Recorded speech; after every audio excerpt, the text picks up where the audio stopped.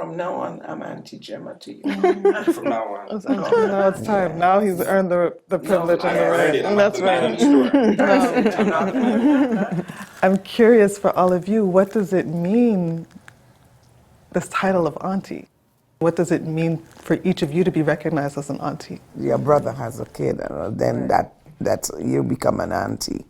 But an auntie could be more than a family member. My little 4-year-old grandson calls all my friends auntie.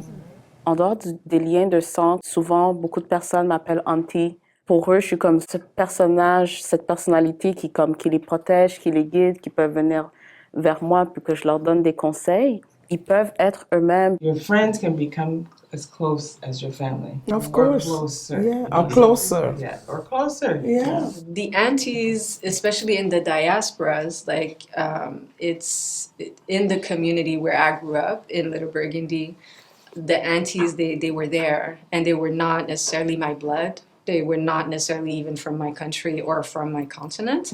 They were Black, and they saw me as a little Black kid. The women, the aunties, didn't care that my mother didn't speak English. There was a full understanding with everybody. No barriers. I just remember care. I just remember a lot of care, a lot of them being curious about us and what we were doing and not doing. I learned from these two aunties as examples of aunties in my life, but so many others of my mother's friends, my aunt's friends, women of the church. You take in the habits, the behaviors, the lessons from your aunties in particular, and you start to emulate that behavior. It's become so natural and passed on in a way that, you know, in a different way than even the way, I don't know, parenting or mothering is passed on. It's still different than the auntie behavior. I just love to be called auntie. You know, my real nieces and nephews and whatnot, as well as others. And then I have a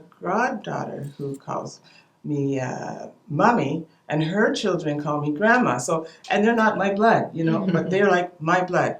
So, you know, it all makes a whole, like I say, a community. My students, the Gem Stars, call me auntie. All of them call me Auntie Gemma. I have 5 stepchildren. When I married my husband, the little one was 4 years old, and she started calling me Auntie Gem. She's now 43 years old, and I'm still Auntie Gem. So it just brought this whole family together. Now it has changed a bit in terms of the age. I think it's more blurry now. Because me, I've been an auntie since I'm 20. The younger people, they saw me as an auntie. They saw me as an elder, as a person that could protect them. My auntie, who's 99, just died, and she was a special person to me. She was just so down to earth, wore her emotions on her sleeve, and you could talk to her, and she could laugh. Joy is another thing with aunties, you know. Aunties make us laugh most of the time. And they give the best hug. They're so special. They're really cool. Aunties are really, really cool. It's seeing our aunties, I think, just having fun in the put together, dressed to the nines. It makes me smile when I think about just that spirit and how they carry themselves. It was this dress that my aunt wore, these funky patterns. It was multicolored, and she gave me the dress after. Every time that I would wear it, it was that same feeling. She wore it with so much confidence and so much joy, and when I wore it, it was that same kind of feeling. Like, I would put it on, and I felt like seen and also protected, and just very like connected to my community through that dress. You've all spoken to something which I think is so important, a feeling of belonging. We're building connection, we're building, you know, ties, and we feel like we belong to something bigger. We belong to this community. What does it feel like to be in these spaces, especially like being of the younger generation and having these aunties? I feel like it's like a safe space, a place of like where you can be yourself. My parents raised me, but my aunties and other people from the community also raised me. You will go to your auntie, you will have sleepover for like 2 days, everyone on the couch or like, c'est comme ça qu'on a grandi. L'esprit de communauté, elle commence même dans ton domicile, le domicile de chez ta tante ou de ton oncle. Puis, c'est quelque chose que tu gardes et que tu conserves et par la suite partager cet esprit de communauté avec d'autres gens de ton entourage en fait. They also represent that safe space, but even more so, they're a protective space. Aunties are more than just people, they're also places, and to me, I think of them as safe places. They allowed me and still allow me to think of things in a different way, to see things that I wouldn't notice otherwise, and to keep on expanding who I am as an individual, but especially as a young Black woman within the community who also wants to contribute to creating those kinds of spaces that aunties have given us. When I talked to Nadia about Auntie Gemma, I talked about, the ebony fashion shows. Yeah. Those spaces, I think about the fashion shows. I think about the Vincentian Association pageants, Miss St. Vincent, Auntie Celia, and my mother, and Jean Cambridge, teaching young women how to walk. Young women, young Black women, develop confidence and a sense of agency as children of immigrants, or some of them immigrants themselves, at a time where they really were on the margins, right? We're talking about the 80s and 90s in Montreal. Those types of events, those types of activities, those types of just even the discussions at the house, but all of these types of moments were moments that helped to build a certain sense of self that helped people just move forward even just a little bit. It was just the sense of you are important, you belong, and we're going to pour into you. I think that's really what it was. That was so key for people to get through whatever was going to come as they moved into adulthood. I'm thinking of just moments in the bigger Quebec society and culture where Black people were targeted or marginalized or forced out, right? Yeah. If you went through some of those experiences with Black aunties in our community, you probably had a little extra armor to get through those tougher times. There was training ground, there was transmission of stories, there was transmission of culture, there was transmission of self-worth. They were pillars of the community. I feel like I was welcomed into a community by many of these women. They were really at the forefront, even though they were often in the background. They were the organizers. It's about being welcome into people's homes, right? And being treated like a family member. As a parent, I've tried to reproduce that sense of a broader community with my own kids, because I realize, beyond your own family, that sense of community is also really, really important. The aunties do fill up the spaces that a lot of the time our parents can't fill for whatever reason. We were talking about being at school and lunch ladies. Yeah. And knowing that somebody is looking out for you, and we wouldn't necessarily think about that connection of aunties, but yeah, they're not necessarily teachers in the formal sense of the word, but they're definitely more motherly than your teachers. That has been another form of aunties. My parents are African. They grew up on the African continent, and they know nothing about Blackness. They don't know that they are Black in Quebec. They were not Black in their country. And who is teaching us about the fact that we are Black? It's the Black people in Little Burgundy. Exactly. It's the aunties organizing and everything. And that's where I learned that I am Black. You are Black, and this is a great thing. Black and proud. It's not you're Black and okay, racism, la la la. No, that part, it's Black that and part. Here is what we are celebrating. The fact that somebody told me, that the aunties told me that I am a Black person in Quebec saved my life.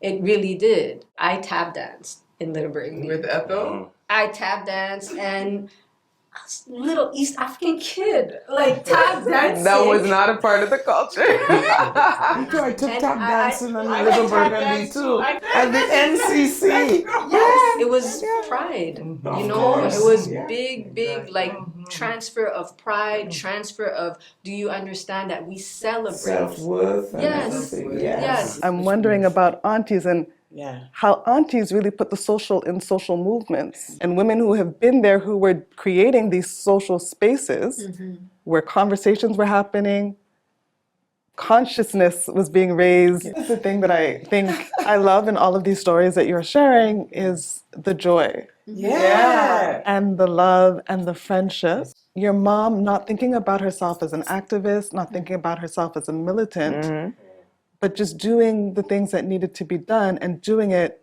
with love and friendship. Yeah. And I was like, well, isn't that the most militant thing?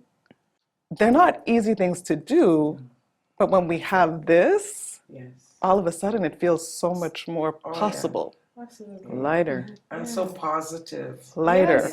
L'inspiration vient aussi avec une responsabilité et l'inspiration est une geste politique aussi. On devient l'ancrage, on est en train de combattre pour rendre tout ce qui est invisible visible. C'est des femmes qui combattent justement l'invisibilisation en étant des sources d'inspiration. Elles font toute une différence. Moi, chez moi, les vendredis soirs, oublie ça, là. C'est toujours rempli. Je faisais à manger pour tout le monde, puis on inventait le monde à chaque fin de semaine. J'adore la notion d'avoir un espace pour imaginer quelque chose d'autre. To know that you can change the world, but it starts with a protected space. To dream about that, to think about what it could be.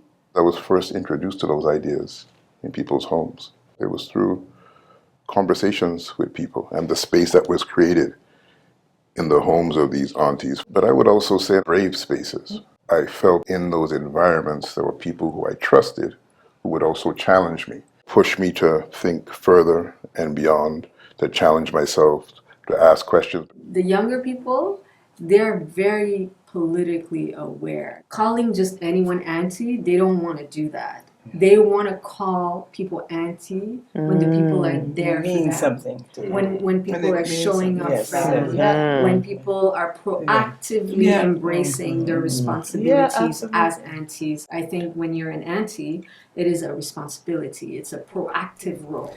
We understand the tradition, we respect, but we also want proactiveness. Of course. I feel that at times the aunties, juxtaposed to whatever the work was that the men were doing to penetrate into society and to combat racism, the aunties were balancing it with joyful celebration and that kind of, and care. Part of what I think the motivation for this project was recognizing a lot of the things that we take for granted in that work. The women who are serving, who organize the space, who brought all of these things happen. Even when there are the speeches, well, who made sure that the podium was going to be in the right place and that so-and-so, and who made the program, who did the agenda, who does all of that? And I don't think we talk enough about that. When we had our conversation, we spoke about how it does often fall on the women. And then you asked me, well, what about like your generation? Do you see any change? And I feel like the men are more supporting the women, but they're not necessarily doing exactly what the women would be doing in terms of organizing and making sure that everybody was good. And so it's interesting to hear your perspective and me just be here respectfully hearing it and being able to take it back to the man in my circle. Maybe it's time to like take the mantle a little bit more, you know? This space is an example of the recognition of the aunties. That's what I do with the Tea Party, because I take that opportunity to recognize women who have been doing the work, the women who are in the back doing everything, making the sandwiches, doing this, doing that, to have this great show, and nobody recognized them. So this is what we did this year. We recognized the unsung heroes, and that was wonderful. These women who were in the background, they came all dressed up in long gowns, and they had the speech written out. It was so fantastic. We got to do more of that. It's labor that has to do with like babysitting, with having conversations with, you know, maybe you don't want to say that to mommy like this. maybe let's practice. Let's practice, you know. A lot of that, the aunties are doing a lot of the labor that is completely invisible, and it has to do with the will and the conviction that that work has to be done, because sometimes I didn't get paid for that work, right? But it's really truly my conviction, politics, and sense of responsibility. If we don't do it, then what happens, right? Free labor is done by women mostly. There's always that thing about labor, invisible labor, and should there be a price, put dollars on it. Well, if you put dollars on it, are we now stepping into the very capitalist model of what care is? And then what does that do to our communities when we do that? There's a value to this kind of labor, this type of work that capitalism just cannot capture, money can't capture. That missing aspect of how do we give back to women? Because Aunties Work is so often done by women, and it's done in a way that appears so natural, effortless, we forget that there is actually a lot that goes into it. It's a big responsibility. It debases what is our tradition. Could people have benefited from being paid for their time? Probably. But I think they could have benefited more from having some sort of non-monetary support, which I'm not convinced that happened. I never look for money. I got my satisfaction from building a community. I felt proud to see the young ladies walk out on stage, to see an event that we can put together. That's my satisfaction. Being in community was just, I guess, to make me feel good. I felt good knowing that I was doing something worthwhile, doing something for the community. It's part of the organic uplifting of the community. Of the community. If people help each other, everybody has money. If everybody's playing their position, everybody has money. It's not just a question of like me getting paid. It's me being an auntie to a young person that wants my attention and that wants me to play with them and that wants me to do things with them that they will remember forever. That's it, and he's building a relationship. Exactly. I don't even think money would have changed that habit. I think the value really would be to have said, not only we appreciate that work, but how can we be a part of continuing that work? I think that would have been something much more valuable even than a financial exchange. You're talking about reciprocity. Basically. Last year, there was an event that I organized, and I invited Nantali. And even though I was the organizer of the event, it was actually having her there, and because of the role that she's played for me as an aunt, that I felt confident.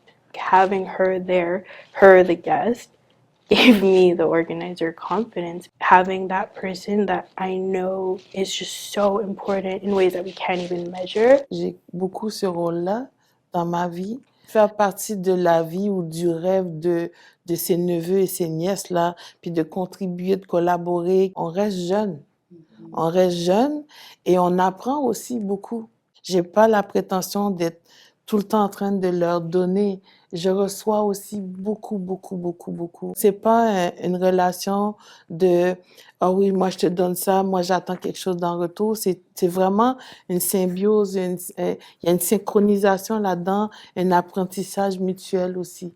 Giving to them is the payment. It comes right back when we build up our communities.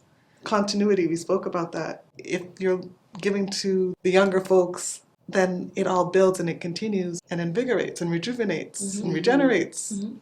How do we protect this? How do we keep it going, and how do we protect the learnings, the teachings, the work of our aunties? We can't let the traditions slip away. C'est de perpétuer ça. J'ai l'impression que les gens, ils ne font même plus trop ça, comme avoir des sleepovers chez leur tante. C'est en train de disparaître, mais c'est de perpétuer ce genre de tradition-là. Trying to recreate that sense of community, that sense of, well, not just watching and being supportive, and that sense of awareness. And yeah, that's just something we both consciously and naturally reproduce because we've had that experience too. On est des porteurs de flambeaux, mais on le donne à l'autre génération suivante et qui va le donner, ainsi de suite. C'est ça qui est important. I agree. C'est pas juste le titre d'être une tante, mais c'est aussi l'essence. In terms of protecting aunties, like have the family bonds, but then it's situations like this, you know, I have connections with each and every one of you here to various degrees. I don't speak for all men, but just recognizing that we have more work to do collectively. I think it's also tied to the kind of individualism that's promoted in the wider society. The way that some folks are elevated at the expense of other people is a reflection of that kind of individualistic mentality. It's tied to imagining a different kind of society where we recognize the value of everybody. What we get back is our community. Ces femmes-là donnent beaucoup d'amour. Cet amour-là permet à plusieurs de ces connexions-là d'aller vers une guérison collective, d'aller vers une appréciation de soi-même. Je pense que les gens avec qui elles côtoient ou qu'elles sont en interaction leur donnent de la valeur. C'est ça qui les permet de continuer de faire qu'est-ce qu'elles font. But I really feel privileged being around this table. At a certain point, I was kind of afraid of being outside of the community or being irrelevant. I feel relevant. I feel intergenerational. I feel we can learn. So Aunties Work, what is that? Mais je pense que c'est un don de soi. It's about real relationships. You're part of something and part of people who have your best interests. Right? You can't really have a community without that. It's just love.